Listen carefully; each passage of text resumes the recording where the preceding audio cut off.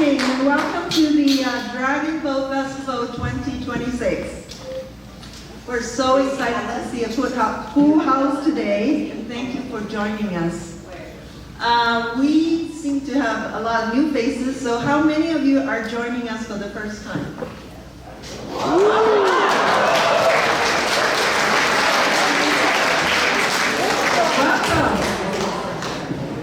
And for those who are longtime members, we thank you for your continued support. Your participation meant a lot to us. Thank you, thank you. Our club is now over 450 members.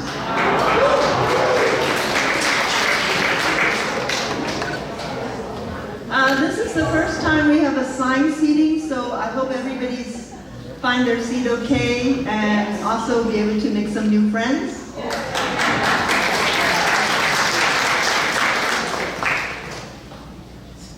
We have some special guests tonight.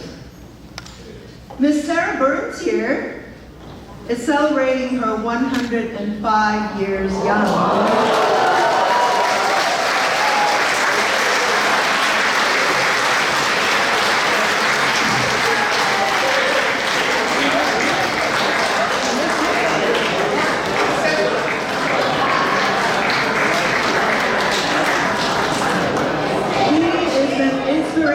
To all of us. Our General Manager, Teresa Ostrander, is here.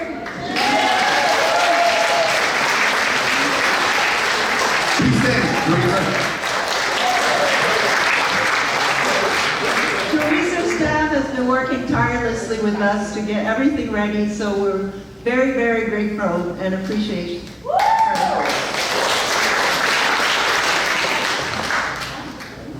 Richard Zana is here. Richard is our past president and board director. He just finished 5 years with the Seaboard. Richard, thank you for your service. And now Richard has time to come to our parties. So an event of this scale does not happen overnight. We want to thank all the board members who have put months into planning and organizing. There's a lot of effort that goes into it. Thank you.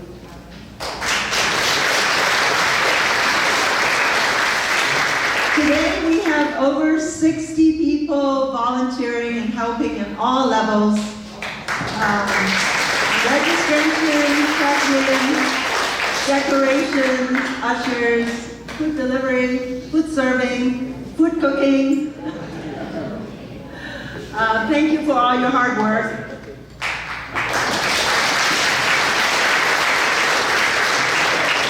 And the performers, they spend weeks and months practicing, so I hope you give them a big round of applause after the performance.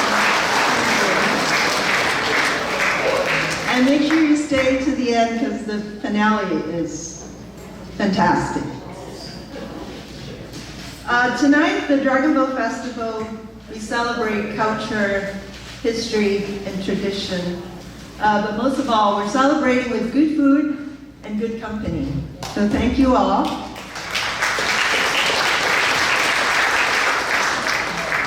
Well, Ed has put together a very nice, wonderful program for all of you. So fasten your seatbelt. Enjoy the ride. Thank you.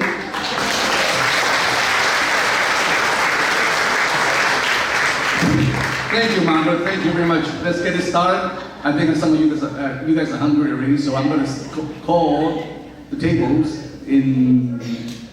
Hey, servers, I think you guys can come in on your station, please. Thank you very much.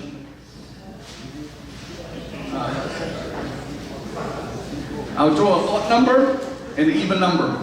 So the foot line start from that side, come through the center, from that side, come through center, and I'll see what is on menu here in a minute.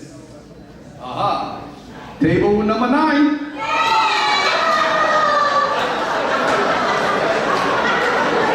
Wow! Some hungry people over there.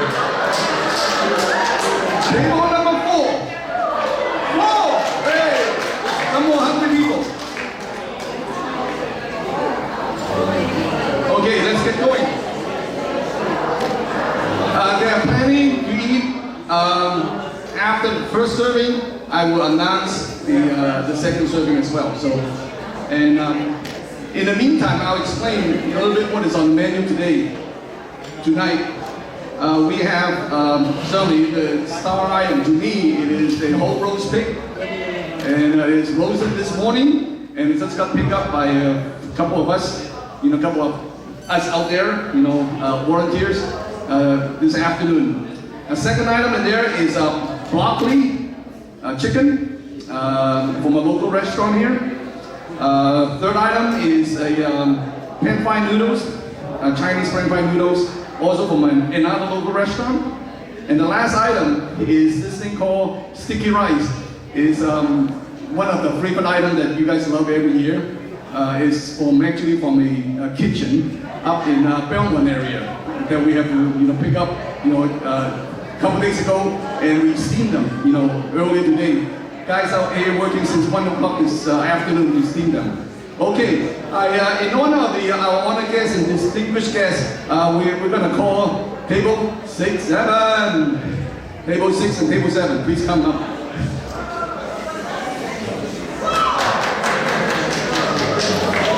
Yeah, you.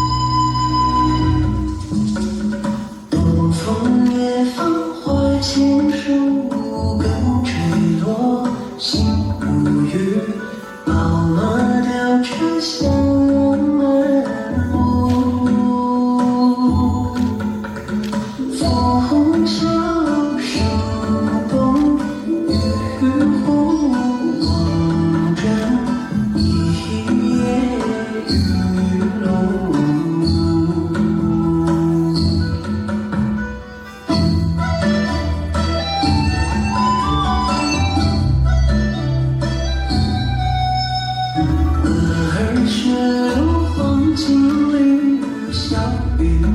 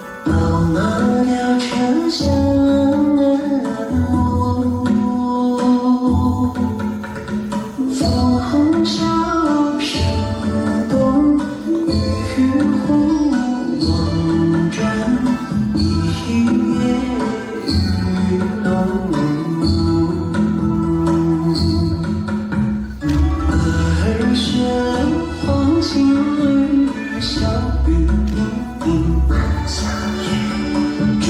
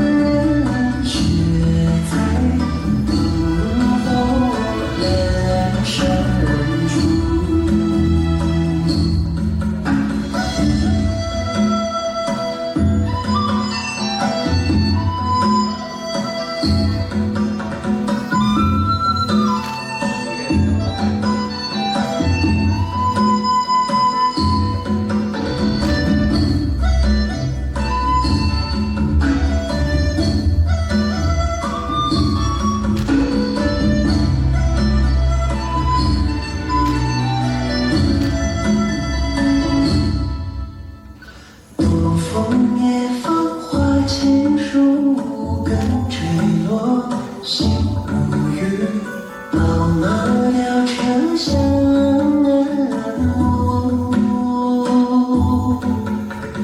枫红笑声动，雨忽望转，一夜雨浓。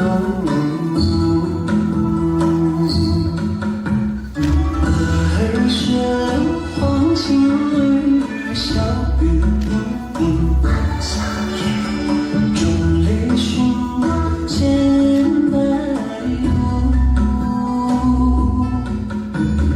蓦然回首，那人却在灯火阑珊处。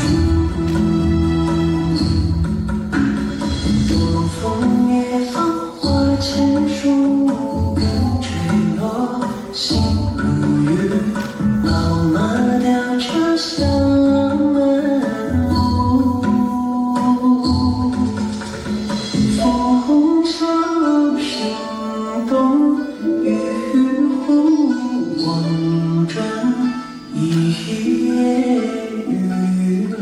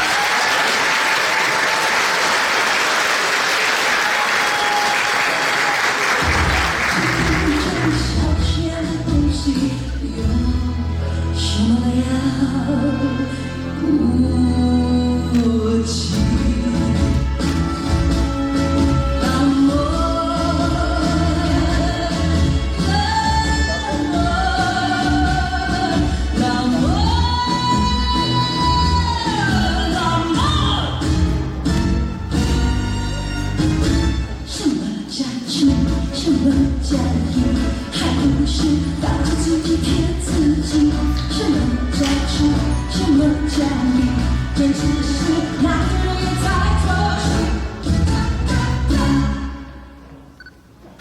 你要是爱上了我，你做自己的委屈。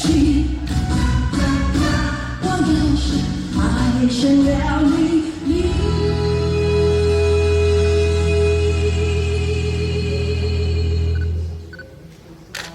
就是在我手里。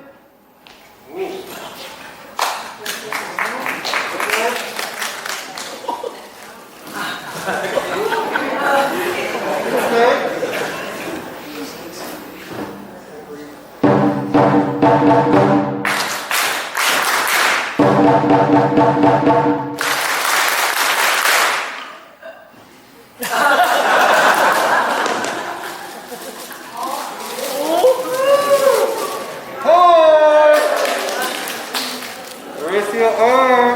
Oh, my friend. Hey!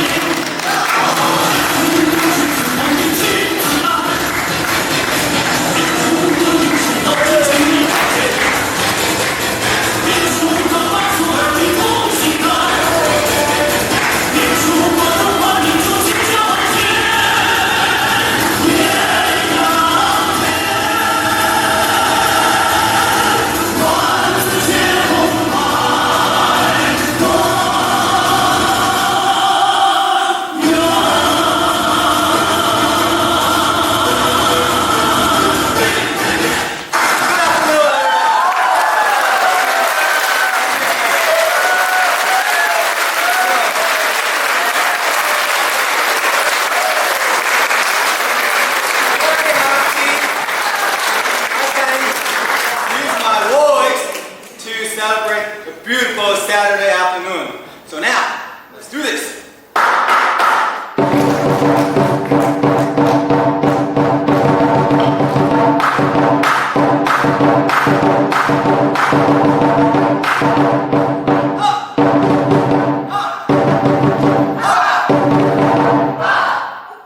More candy coming.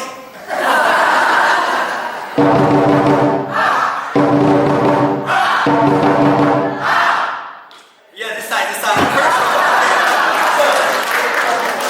Classic white rabbit coming. Hi! Happy Carnival!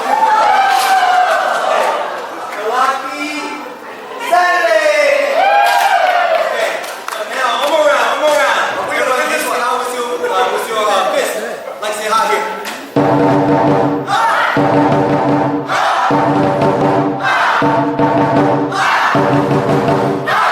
I feel power.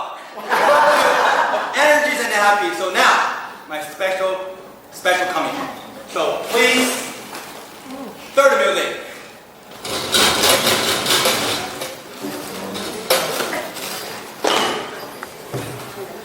All right.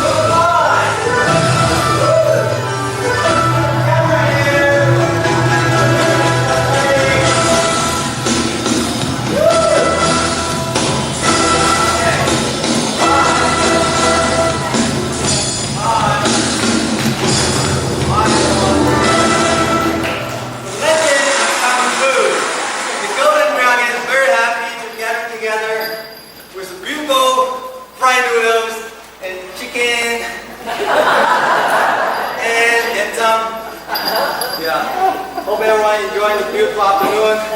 So now, all right, the dragon wanted. Oh, look at the camera. Hi. So now, I want to send a real good dragon here, and here's the dragon throw. Let's welcome Margaret. Please come up to the stage. Thank you for the organize. Thank you for having me. Yeah, these are my right side.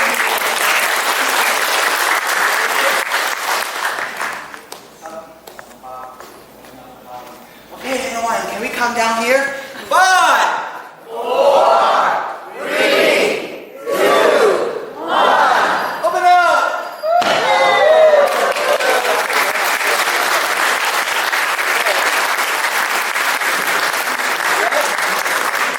Party for all of you. Thank you, everyone.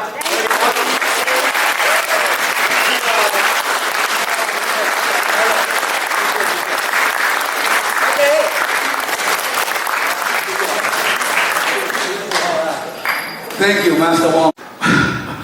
The Chinese only 1/3 of us. We are honored. We are honored. 2/3 of you guys are from other part of the world, China. And you guys want to understand China a little bit more, what is our culture and so on. So I'm going to invite 3 distinguished people here, residents here, to come up and share some of their knowledge and their culture, their experience, and so on and so forth.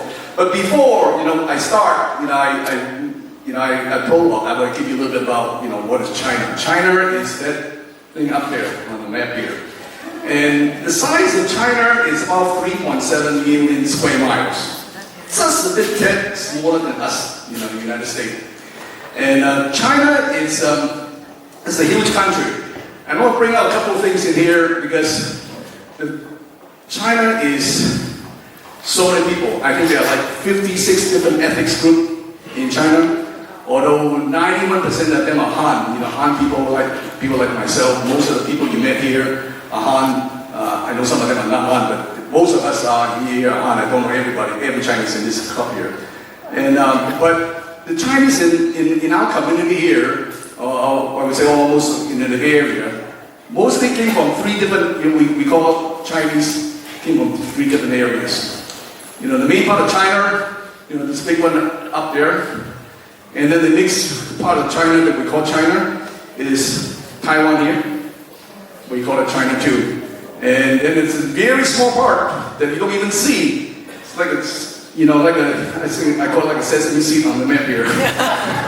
That's Hong Kong. That's where I came from. And why? Because Hong Kong was seceded or given to England, in the mid-1850, due to the Opium War. And Taiwan was seceded over to Japan in the late 1800s, in this first Sino-Japanese War. So, in the last couple hundred years, these part of China actually were colonized or managed or taken over by Japanese and by British. So with that said, so I think it is first of all, now with that understanding, I can bring up the screen. That's no more better than more.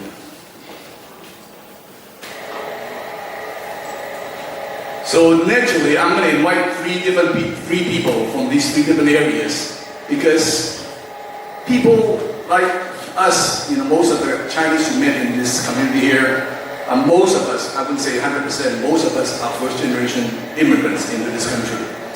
And we came from those 3 areas. And when we come from those 3 areas, our culture, our knowledge, our experience is all a little different. And when those 3 come up here, you can ask them questions and they will talk about what their experience are. So I'm not a scholar, but I know how to use Google. I also just learned how to use Gemini. So I did a little research. What is Chinese culture? I came here fairly young, so I don't think I have a whole lot of Chinese culture. But Chinese culture really, stem from, based on Confucianism, Taoism, and Buddhism.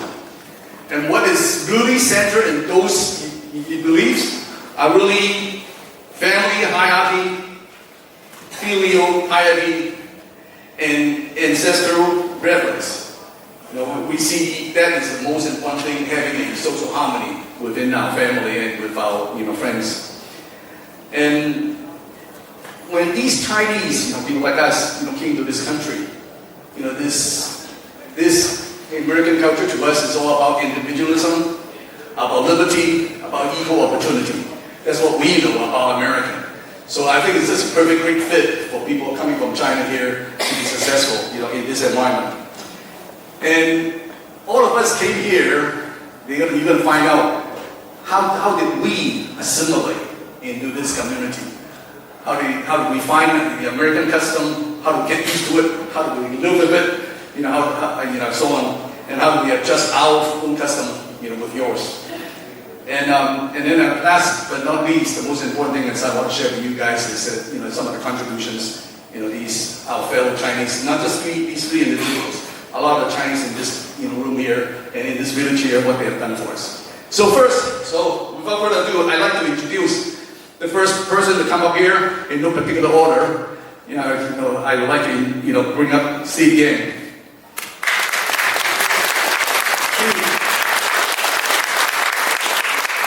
Steve and his elegant wife, Ting, is from the Montgomery village. Yes, and Steve has a family of 2 kids and 4 grandkids. Right? I didn't forget that. Steve has earned his medicine degree in China and practiced medicine for 7 years before he immigrated here. And after he came here, he got his doctorate degree in physiology from from Brigham Young, and he did, as a assistant professor at SUNY, State University of New York in Syracuse, and later on he did a research professor at Missouri, University of Missouri. Right? Wow. I remember all that. See, if I make a mistake, let me know, okay? And Steve in the village here is an extremely active guy. He is, of course, the vice president of this group, of our club here. He's also an active guy in pickleball. He's a fierce pickleball player. And Steve had done a lot of work in research. His project was funded by the National Institute of Health, and he had won many awards from Pfizer and from American Heart Association. Wow. Thank you. All right. So Steve from mainland China. Next one up, I want to invite our previous president of the Chinese Club, Helen Hu.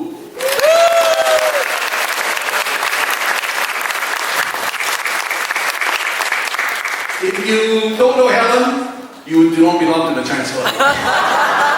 So you don't belong here. So Helen has been our president for a number of years, and Helen originally from Taiwan, and she got a degree in both finance and business, and she started her career in the pharmaceutical industry first for a number of years, and later on in the Bay Area, she had worked for 2 major companies here. She worked for Amdo for 13 years, and Cisco for another 13 years. And Helen and her husband, Theron, have 2 children, have a happy family here, and both their children are, I think, in the Bay Area, right? Yes, correct. And no grandchildren yet. 1 granddaughter. Oh, I'm sorry. Wow. Sorry about that, I didn't know about that one. Okay, nothing secret, I just don't know. Helen has an outstanding career in all of this company, in Amdo and Cisco. have senior management positions in finance, marketing, customer service, business development, and actually Helen and Theon had the luxury to work in England for 5 years, for Cisco, and then he came back here, eventually and retired with us here, moving here from Palo Alto to the villages, and we're so happy to have her. And big round of applause for Helen.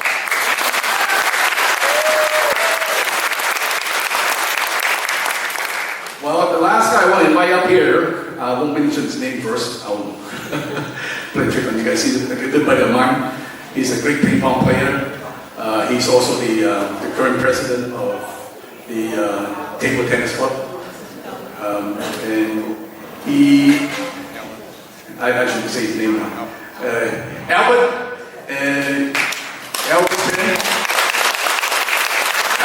is from the Hermosa village, and with his beautiful wife, Josephine, have 2 beautiful daughters and 1 grandkids. That one I know.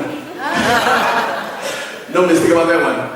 And Albert is a graduate from the University of Illinois, and has a degree in math, and he has a very successful career. Has a vice president and chief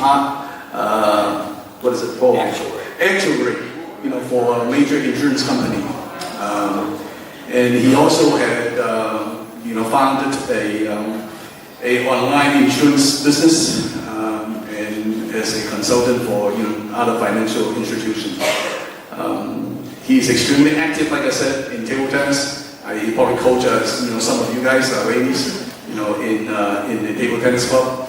And so he's from Hong Kong, like me. And so we got a guy from mainland China, a lady from Taiwan, and another gentleman from Hong Kong. So I have, with the help of my fellow board members, created 5 questions for them. So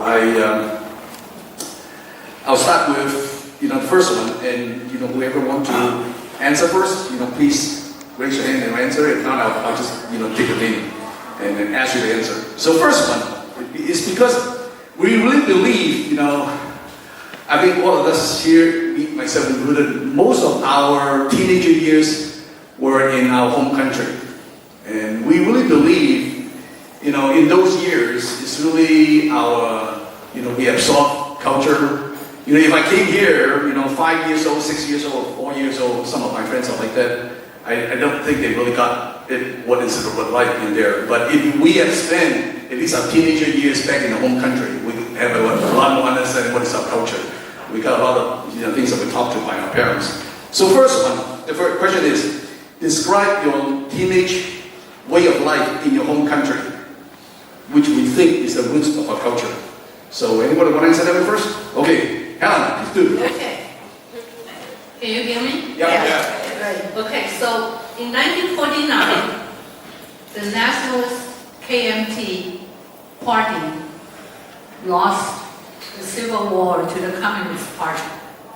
So the president took about 1.5 to 2 million people, moved from mainland China to Taiwan. My parents were among them. Okay. That created profound impact on many, many families. I can tell you when my mom went to Taiwan, she was 25 years old.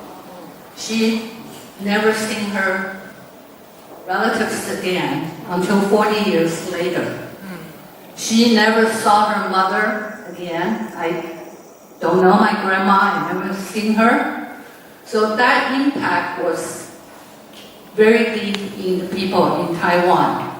Okay. We, the second generation there, I think we are the fortunate ones because we were sheltered from the war. We were sheltered from the Red Army soldiers in mainland China. We also were sheltered from the starvation that happened in China back in the 1959 to early 60s. So growing up was life was tough in the beginning. Of course, I don't remember a lot. My mom said when I was born, she had to sell gold to buy milk for me. Okay, so that was pretty expensive to raise me. But at any rate, but we actually grew up as a normal teenager. We started learning English on the 7th grade, and we were all able to go to college. And many, many of us actually left Taiwan and then came to the U.S. for additional education. Thank you, Alan. And Steve, Albert?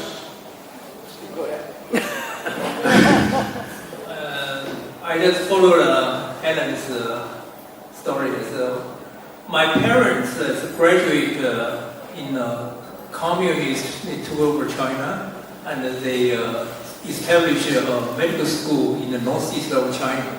That is before 1949. So both my mom and my dad, they are classmates.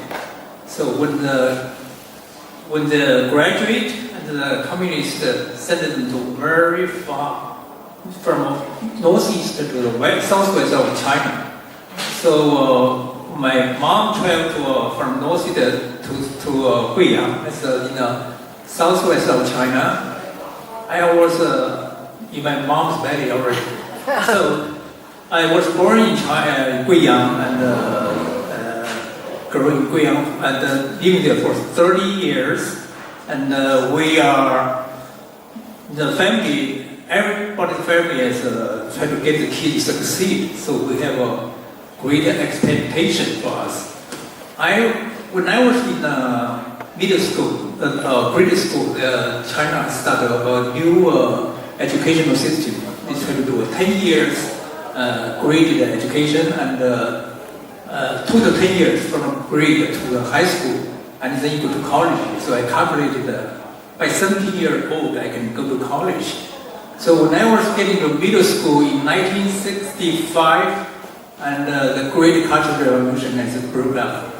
So all the schools shut down, all the students involved on the Great Cultural Revolution. So they go to do what the Chairman Mao teach us to do, just rebelling to everything, rebelling to every authority. So the school is closed, and what we do is study the newspaper, the propaganda articles by the Communist Party. So we have a big gap in the education. That is very unfortunate. There's a big turmoil in China. So I get into education later. I see in the 1973, they started having enroll college students. So I was getting enrolled to a medical school and get my medical degree. Yeah. Thank you, Steve. Albert? Yeah.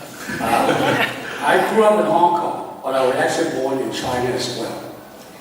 I was born in a small village, very small rural village, close to a city called Taishan. In fact, Taishan is the place that the early Chinese immigrants came from. The reason being is that in Taishan is very poor. Everybody is essentially farming. So there's no opportunities for younger people to do anything else. So for whoever has connections outside, they will send their kids overseas, using other people's name, pretending that they are kids of other people. And a lot of them came to the US.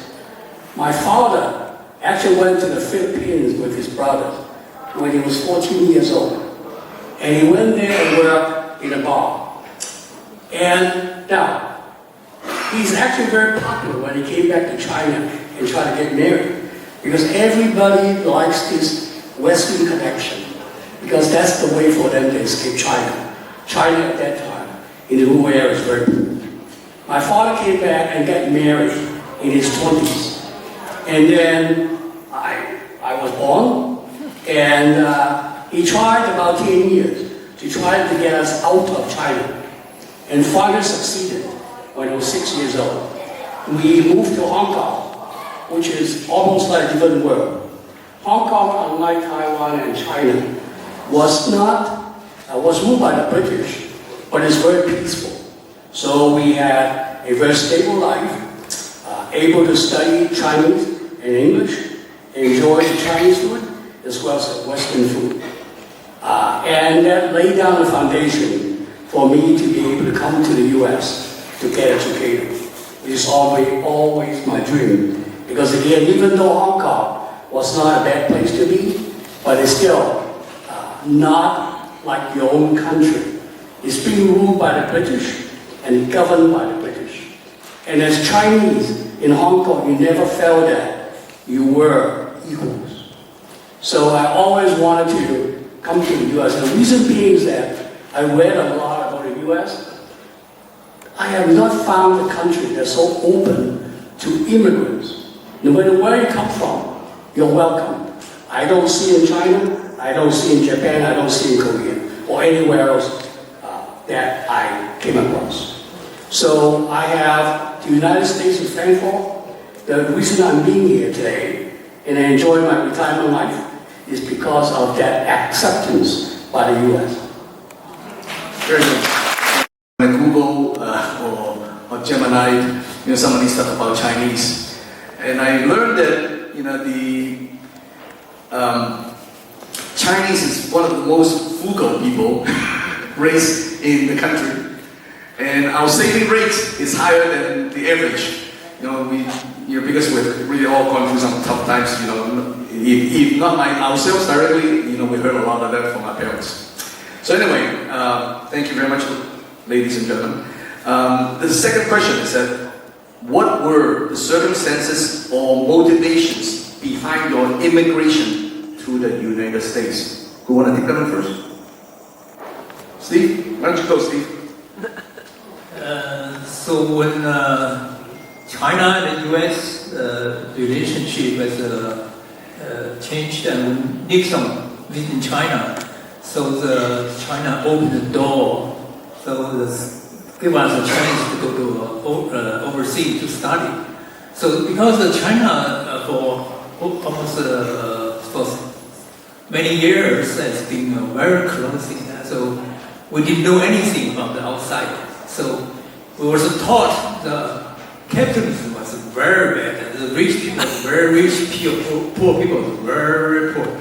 So everywhere you can see bags, because very bad society. The best society is the socialism. So, but when they opened the door, we could get some of the news came in. We know that's totally different. So also I would really like to come over to see what's the education system in the Western, and also try to get some of the new thought in science, learn some of the research technique. Yeah. So that's why it motivated me to come to the United States. Yeah. Thank you, Steve. Albert, what next? When I was growing up, graduating from college, going to America is kind of a dream for all the different students, because you get better education, better opportunity, better than staying in Taiwan, because Taiwan is a very small island. The resources are limited, so that's kind of the motivation behind most of the college grads to come to the States. And fortunately, I think most of the college grads from Taiwan, they all, one way or the other, they all got scholarship, so they can come to the States to continue their education. They waiter, they serve tables, they wash dishes. It's a tough time, but I think once they got their master or doctorate degree, they can find a better job. Life gets better. Thank you. Thank you, Helen. Albert? When I was in Hong Kong, I had a dream. The dream is to be rich. Enjoy my life. And where else can I find it other than America, which is the strongest country in the world. Excellent in business, excellent in marketing, excellent in technology, and receptive to foreigners, and willing to accept us as foreign students. And the only problem is, it was very expensive compared to our living standard.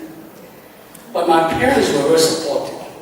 So they borrowed the money from their friends. And I remember the last thing my dad told me is that he handed me a check. I remember exact dollar amount. It's $1,510. And he said, son, this is all the money we got. We can borrow. Good luck. From now on, you're on your own. Well, that's okay, because I read about all the foreign students in the U.S. They work hard, they study hard, they got scholarships. I went to a school in Illinois only because they would offer scholarships to anybody who has a high school. And I did that. And then I also worked in the summers, any break times, and I was able to support myself throughout the lifetime. So it is in that light that I chose America to be almost my second home. But as it turned out, I've been here now over 50 years. So it's almost like my first home. Very good. Thank you. It's richer than me. When I came over, I only have $25. Now remember, that is for the tuition and going to the school requires as the minimum they would allow me to come over. And the money was actually spent immediately. I'm better. I had 2,000 in my pocket. So now we all know where the rich lady is. All right. Awesome. You got a great story there, guys. Thank you so much for sharing it with us. So the third question we have is this. What was the most interesting or challenging things you experienced while assimilating into our society in the United States? Interesting? Sure. Assimilating? The most difficult thing, which is actually the most interesting thing as well, is that culturally, we're very different than Americans. We behave differently, we follow the elderly, we have family values, we always like to get together with family, and we don't go out to drink after work, we don't date girls on the weekends, we go to libraries and study. So all of these are key differences. And, but over time, it's not that the difference will make it worse, but actually you begin to appreciate each other much better. For example, the Chinese study very hard, very frugal. The reason being is that our parents were typically very poor. And there's a Chinese saying, if you want to be super rich, remember I want to be rich.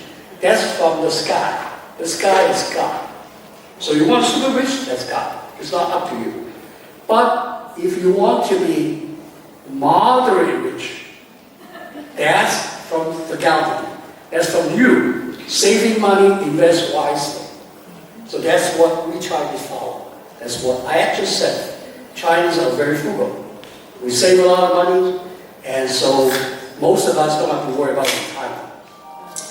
But anyway, the American way, the culture, even though they have a lot of fun, and when they get serious about something, like sports, marketing, business, they go all the way for it.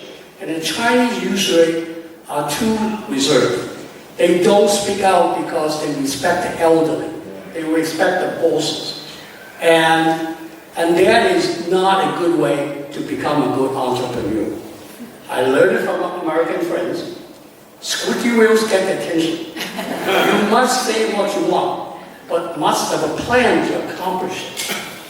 And I followed those advices, and it became successful. So I'm mixing the two. The Chinese culture, which made me very good educationally and excel in science subjects, but the American way makes me to be more independent or more assertive.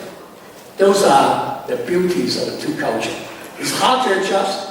I still admit that I like Chinese food more than American food. I like to hang around with my affinity groups and speak Cantonese instead of English. And I like to mahjong with guys like Ed Ing all the time because That's just who we are. We're not going to change it. We don't have to change it. Thank you. Thank you. Carman. So Taiwan was actually ruled by Japan for 50 years. And so there's a tremendous influence on the Taiwanese people. Right? So when we were little, so the education system is, when I was growing up, was very Japanese style. We were taught, you keep your heads down.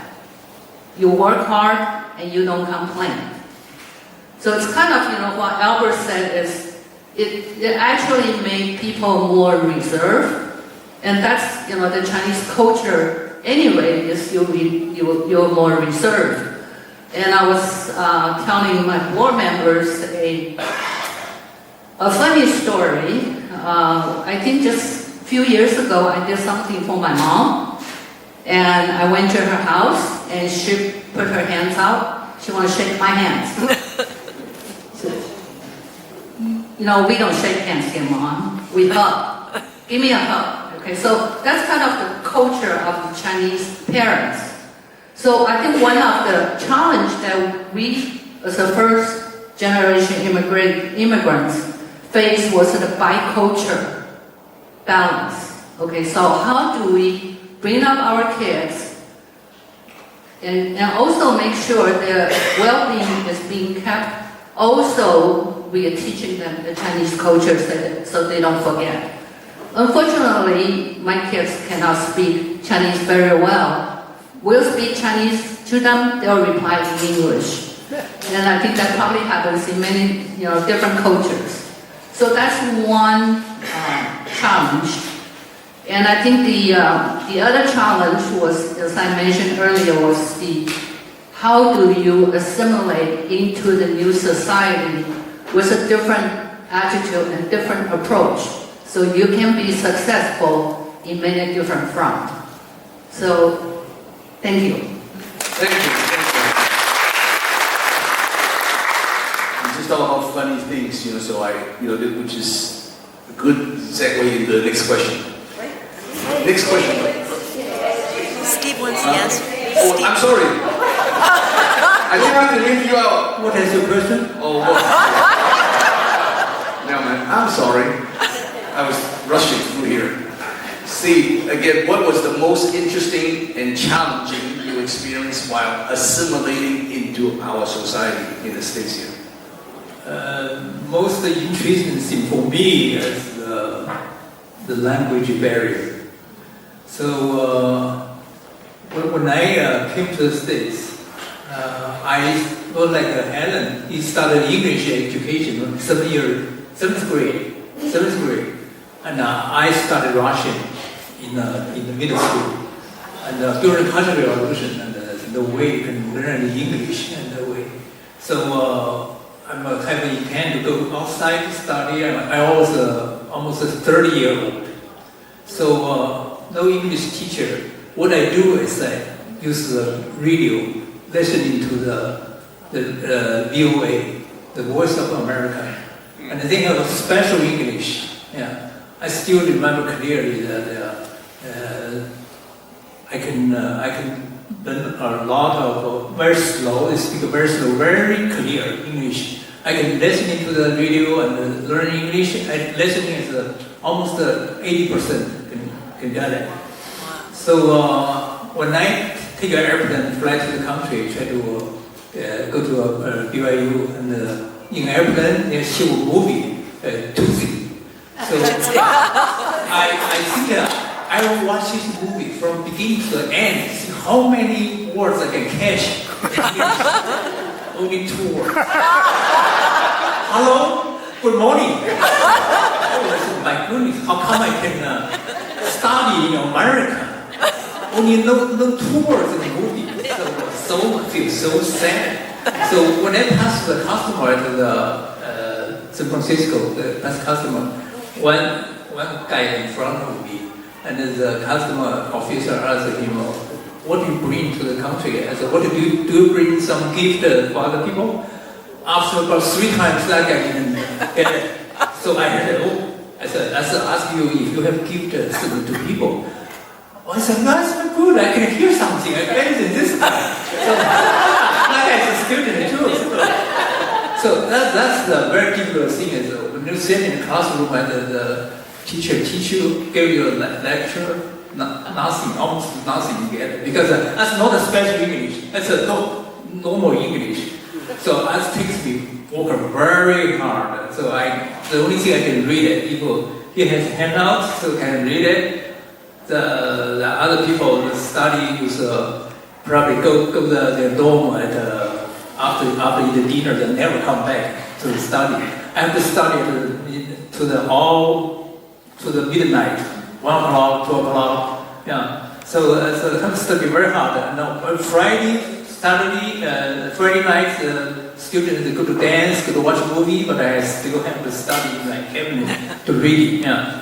So that makes me to feel better. So I'm great as okay. In Chinese, you take a C and you are crying.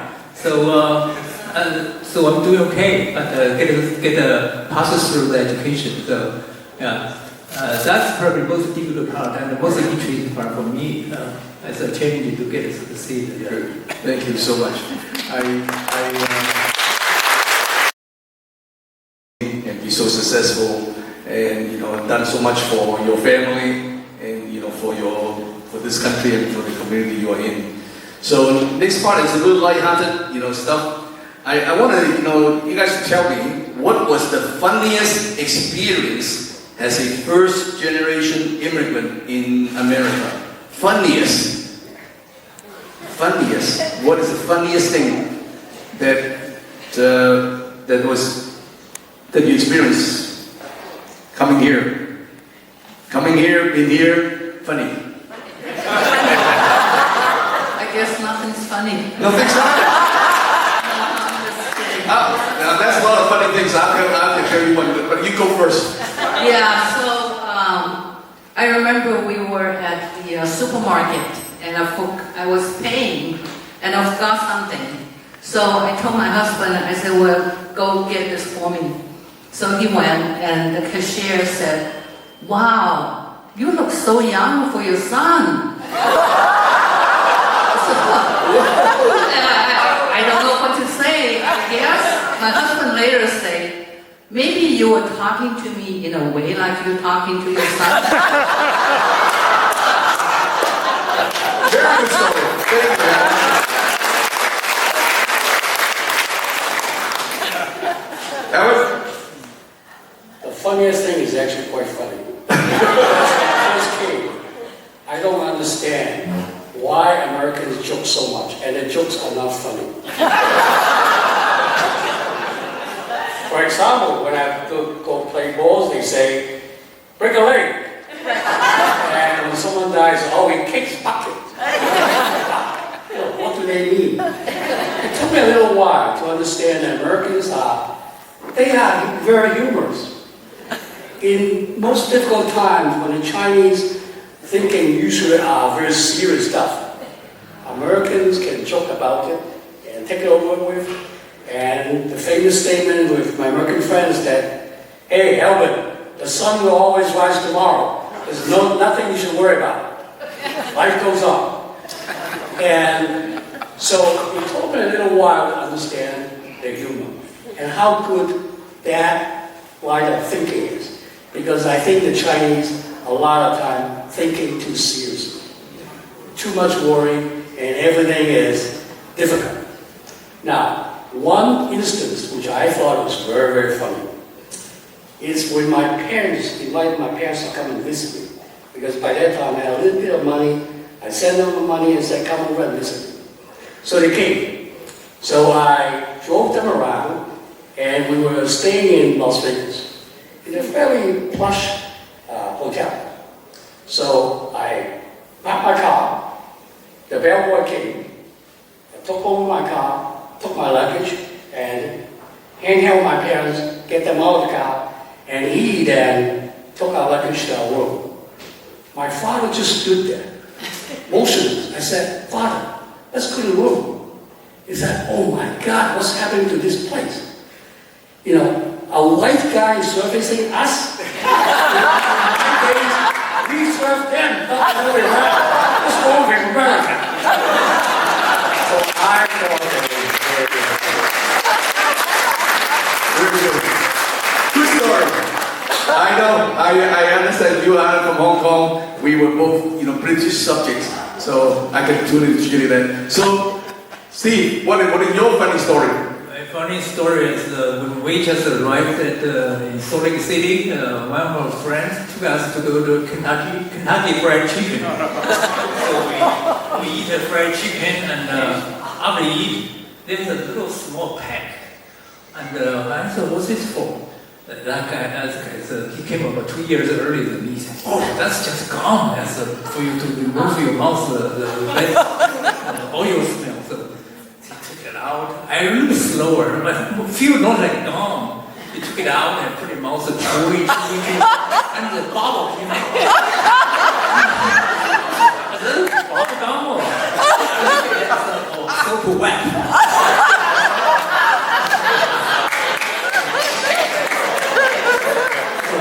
Not a problem. And another one is there's a theater in Salt Lake City. It's called a men's theater. So one day I tried to get a ticket. I'm like, okay, go watch a movie with my sister. So, I thought get 2 tickets. And the ticket lady said, for men? I said, no, it's for women.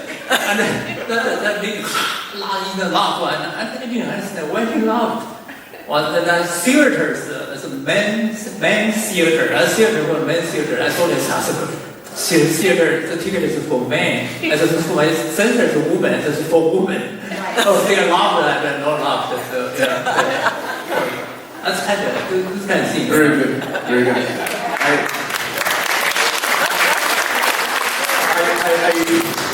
This time I'll tell my story. To this opportunity to tell my story. A funny story is when I came to this country.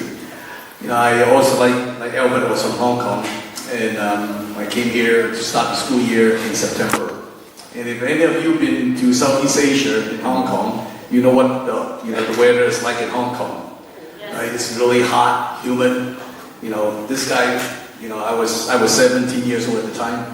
Had glasses on. Whenever you walk out of the house or the restaurant, my glasses immediately fogged up. That's my experience. So I came here in August. That was August 1970, and my father's good friend come pick me up in San Francisco. Me with 2 luggages, 2 suitcases on a cart, pushing it out and out the terminal and walk outside. I said, wow, America's really rich. They have air conditioning outside.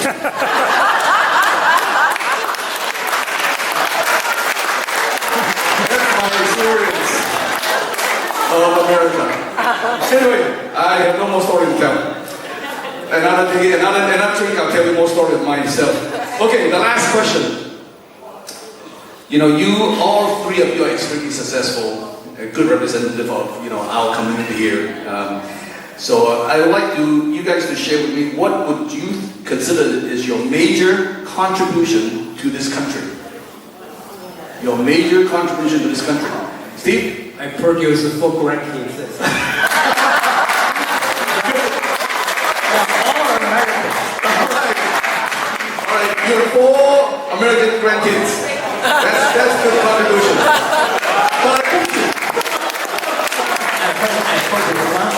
Someday will be president. That's my expectation. Good. Yeah. Hopefully, I think that generation might have the opportunity, right? We might get to see it. Who knows, right? More? Any more? My contribution is I probably kill about thousands of rats.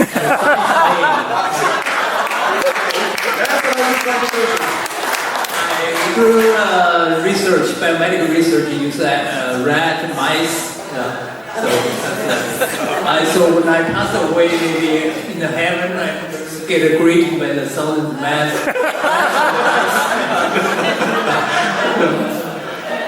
Thank you, Steve. Helen? Me, my contribution isn't as funny as Steve's, but the first wave of immigrants mostly are focused on railroads and garment industry. And the emergence of the second wave of the immigrants, which a lot of them, I'm talking strictly, for people from Taiwan during the 1950s to the 1990s, really changed the perception of the immigrants for the Chinese as the minority Chinese. And I think not just from the academic, also contributed to the workspace achievement, through the workspace achievement as well. So that's kind of the contribution I think we people immigrated from Taiwan has brought to the society.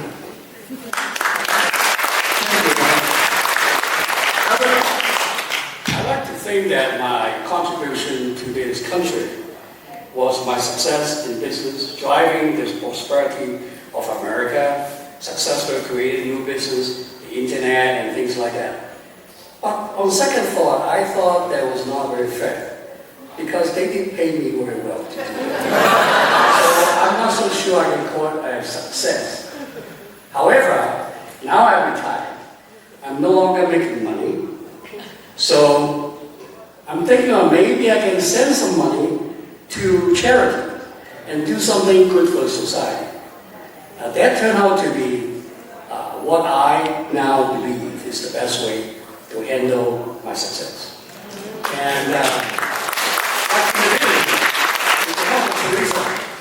we try to make people understand that playing table tennis, ping pong as you call it, is a really good exercise for seniors in particular.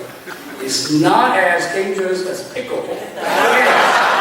And it's indoors, so you can play anytime, right, Teresa? That's right. And we teach you how to play. So if you have any questions, come to the table center on Saturday. I'll be there. This program is headed by Helen. Helen is our architect of the Disney segment, so I'm going to hand it over to Helen. Helen who?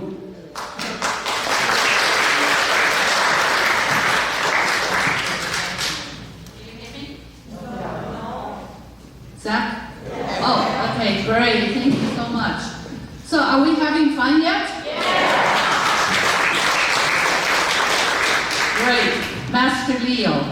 I'd call him Master Wang, but he goes by the name of Master Leo. He's great. And it took us a while to find him.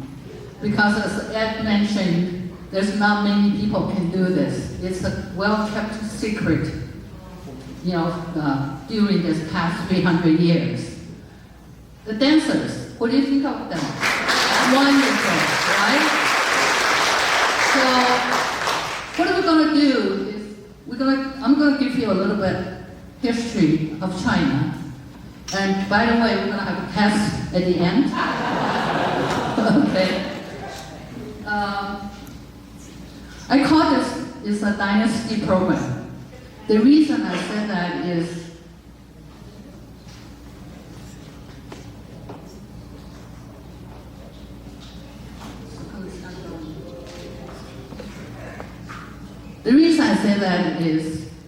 there's 4,000 years of history of China.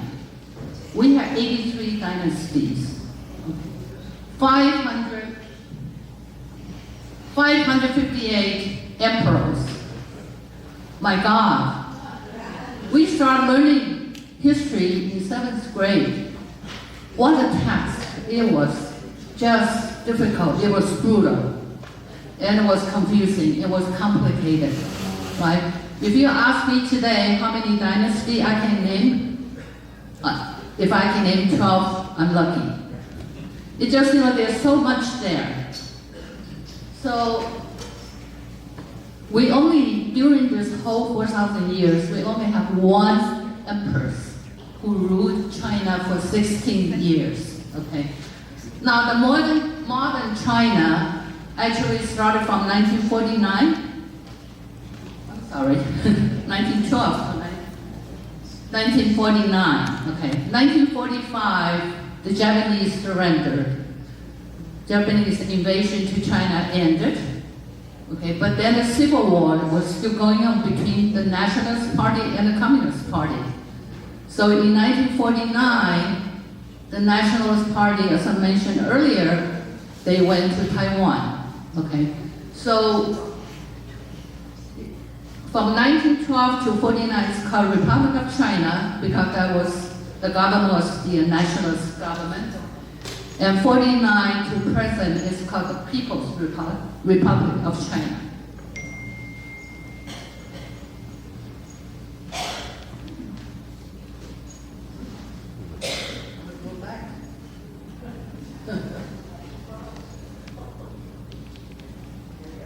Okay, China today, 1.41 billion of people. 68% live in the urban area. There are 23 provinces, 5 autonomous regions. So places like Tibet, like Inner Mongolia or Xinjiang, they are considered the autonomous regions. 4 municipalities, cities like Shanghai, Beijing, and 2 special administration regions will be Hong Kong and Macau. Today we're going to only focus on the 3 dynasties. The Tang Dynasty, the Ming Dynasty.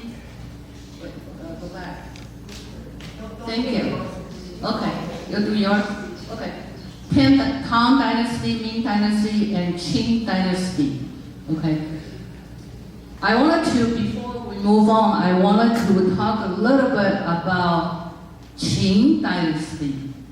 You probably, do you know terracotta soldiers? Yes. Yeah, I think a lot of people, most of you probably knows about it and also has seen it. That actually was built 2,000 years ago by Qing Dynasty, the first emperor of China who united China. Okay, that's 2,000 years ago. Unfortunately, he only ruled the country for 16 years. But he believed in after death. So he built this army, terracotta soldier. How many of you have seen it? Well, quite a bit. Impressive, right? They estimated 8,000 soldiers were built. Only 2,000 are excavated today. Okay, how it was discovered back in 1974. The farmer was drilling a well in his land, and they found terracotta pieces. They also found weapons, so that's how it was discovered. Okay, so moving on to the 3 dynasties. Why did we choose these 3 dynasties? Because they are the best, they represent the best of China history. Okay, so Tang Dynasty is probably the greatest dynasty of China. Ming Dynasty, they have restoration of many monuments. I'll talk a little bit more about that later. And then Qing Dynasty, who is the last imperial era of China. Okay, also the territory expansion. Okay.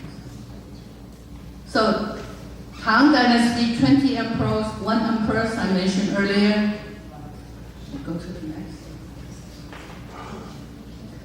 They are considered the greatest dynasty of the China history. Okay. They are the golden age of China culture.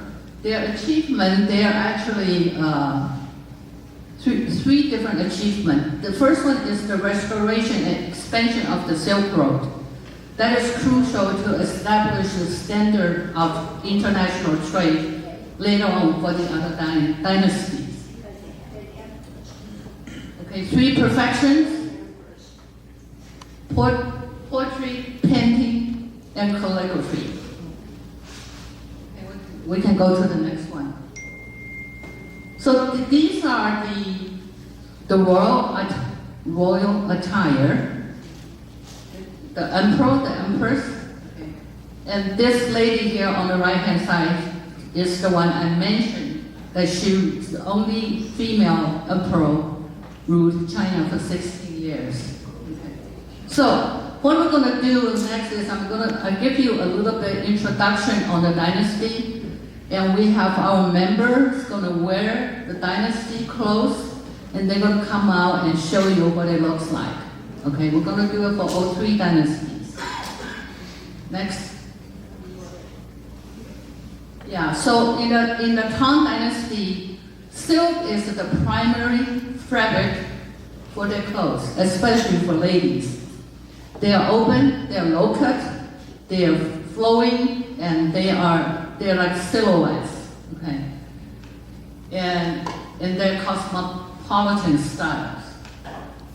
And the emperor's clothes, I have to say, all the emperor in the China history, yellow is the color they wear, okay, because that really represents the power, the way of ruling the country.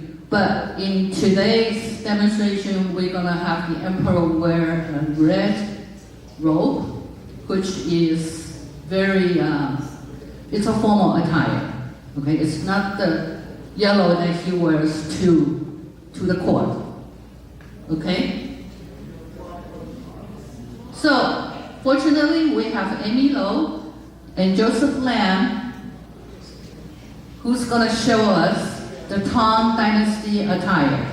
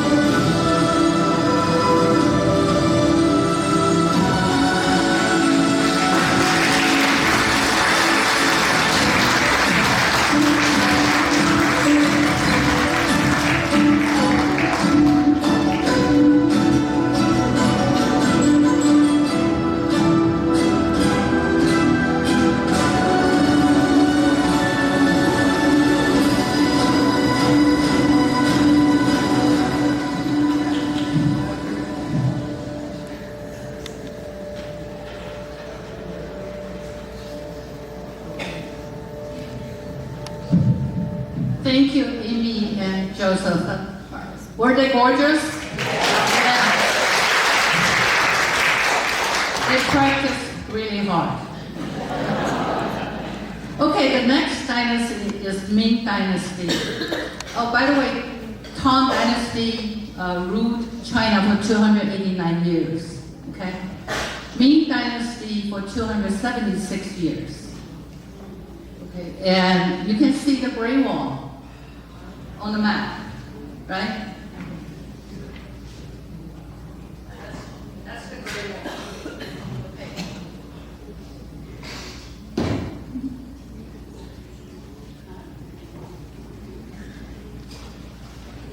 Great Wall expansion, that's one of their achievement. I don't know if you know, the Great Wall of China is about 13,700 miles long. Okay? It took over 2,000 years to build. It went through 20 dynasties to build a wall. Okay? Pretty amazing architecture. If you've ever been into China, go see it. You can only see a section in Beijing, but it's worth seeing it. They built the Forbidden City in China. Okay, so Ming Dynasty is the previous dynasty of the Qing Dynasty. Okay, so they built, it took them 14 years to build the Forbidden City, and it is beautiful. And Forbidden City is the world's largest palace today. It has 180 acres, 989 buildings, 9,999 rooms. Okay, you're probably wondering why not 10,000, right?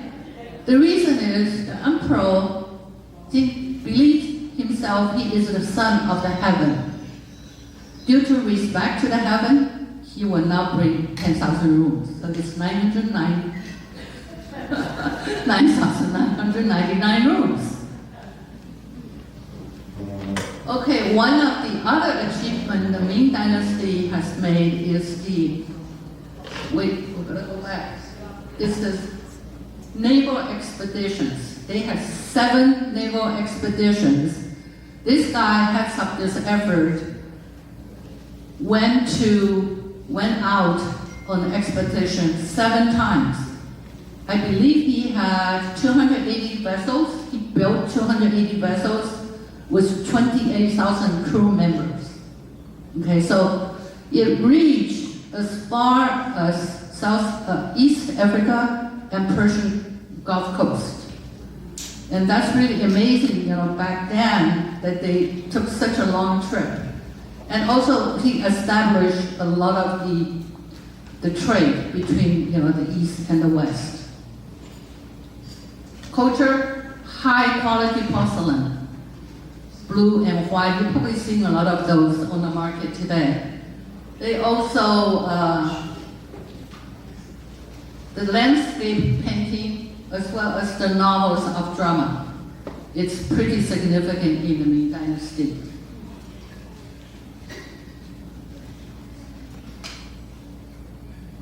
Okay, their artifacts. This is the blue and white porcelain I was talking about. And this is a beautiful jade carving. Okay, that's in the Palace Museum. The Forbidden City today is called the Palace Museum. It's got, I think it has over 180,000 artifacts in there. It's a pretty amazing collection. So for the Ming Dynasty, we're going to do a little bit differently. We're going to show you what they wear during their wedding. Okay. And their clothes is quite different than the Tang Dynasty, quite different than what you saw earlier, because they're heavy embroidered skirts and tops. The women's skirts are all pleated. We call them horse-faced skirts. Very heavy, and it's embroidered with gold. Okay.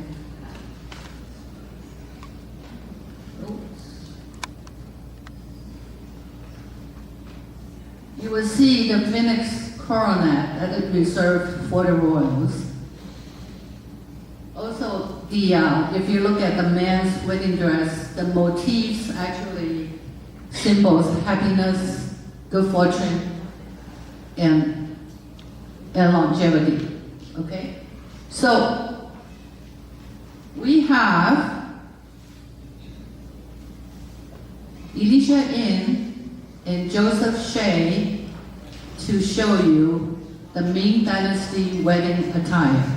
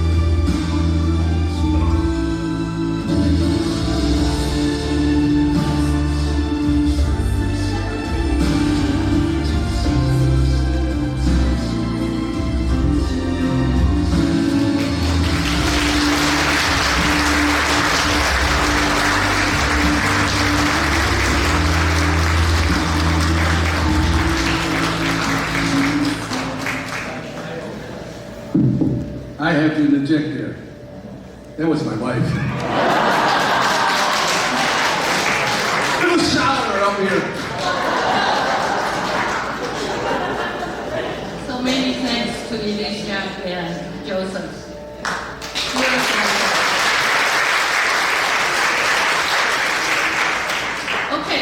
let's talk about the Qing Dynasty.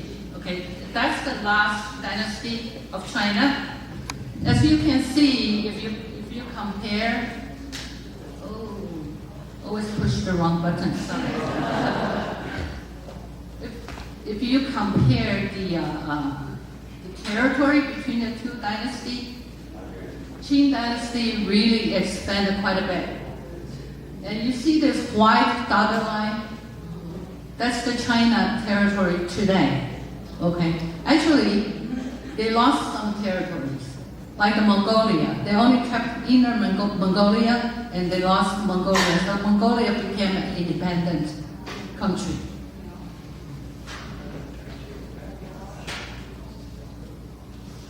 Forbidden City.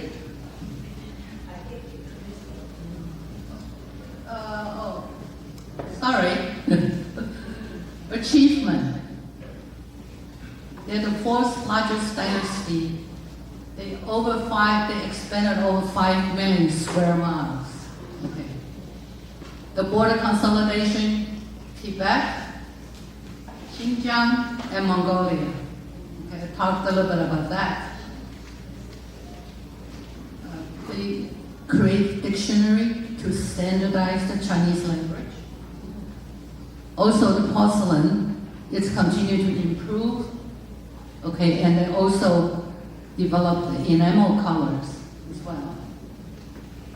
I think this is very important, is the development of the Beijing opera. Okay. I don't know, you probably haven't never seen an opera before, but that's a Chinese tradition. The face changing you saw earlier, that's from the Sichuan opera. Okay, so it's different, I guess, provinces, different areas has different, the language is different, the tones are different. Okay.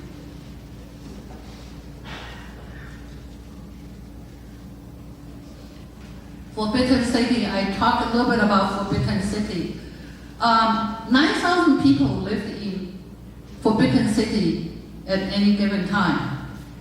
It expanded, I think, when it was built until the Qing Dynasty was expanded 500 years. I think it served probably like 20 plus emperors in the city. 9,000 residents in Forbidden City, they include like the maid, of course, the emperor, the empress, their relatives. Oh, by the way, the emperors in China, they're pretty lucky guys because they have a lot of wives. They have one empress always, but they have the consorts. Could be 3, could be 4, could be 5. And then they have the concubines. Okay, so if I remember correctly, I think the Tang Dynasty, the first dynasty we saw, he's the luckiest guy. He had, oh gosh, over 300-400 wives. He got exhausted, busy, right? The Ming Dynasty, I think he had like 200 wives. And in the Qing Dynasty, I think he had different emperors, right? So in the Qing Dynasty, there, I believe there are like 20 emperors. They all had between 40 and 60 wives. Now, when they passed away, their wives are pretty pathetic because they have no one to serve, and they normally move to, to an area where nobody really pays attention to them. Now, the Forbidden City, I think 14 years, if I remember correctly, it took about 1 million people to build the Forbidden City, 100,000 craftsmen. You probably don't know, the Forbidden City is built by wood blocks. They didn't use a single nail to nail the wood blocks together. It was an intricate design where all the wood blocks were fit together. Okay, so they do resist earthquake because of their structure, they do wave, shape accordingly. So that's a pretty amazing architecture. You should go see if you haven't seen it.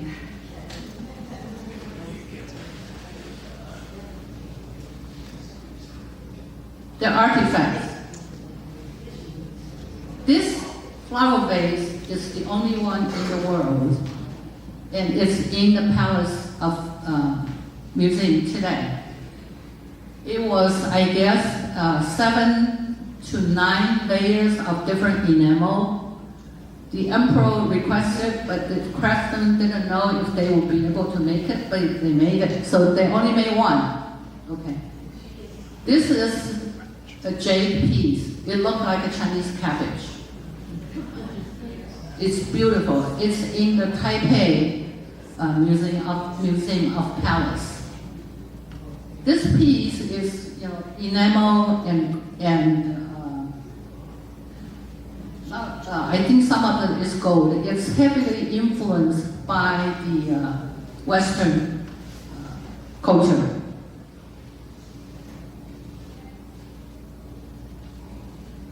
This is the traditional royal attire. The emperor, the empress, the prince, the princess. Okay. So the emperor's attire is one-piece robe, okay, with embroidery and a formal court hat. And you can tell the difference because they don't have the really wide, long, open sleeves. They're kind of they call it arrow cuffs. As I said, bright yellow is exclusive to the emperors and empress. And also on the emperor's robe, there will be 5-clawed dragon motif, as well as phoenix and clouds. They all wear a long, special long pearl necklace with jade. That's kind of the tradition for the emperor and the empress. Okay.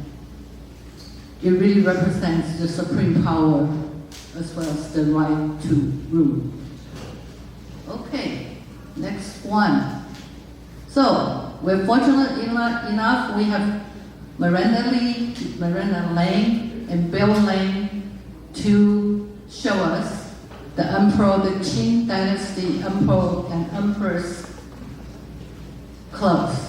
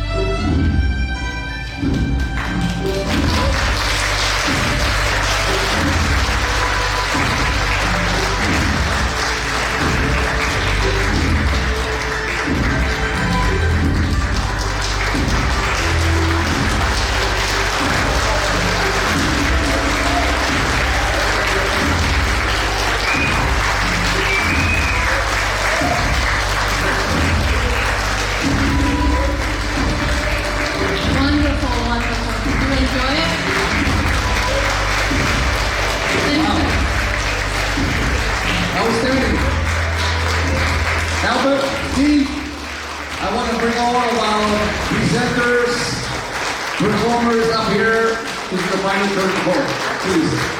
Albert.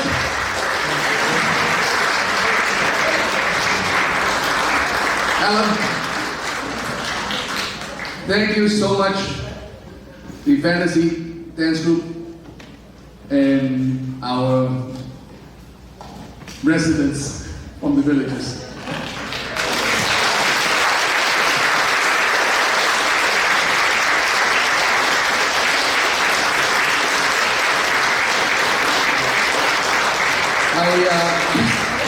I think it was a professional photographers would like to take a picture of all of you guys. Oh, me too?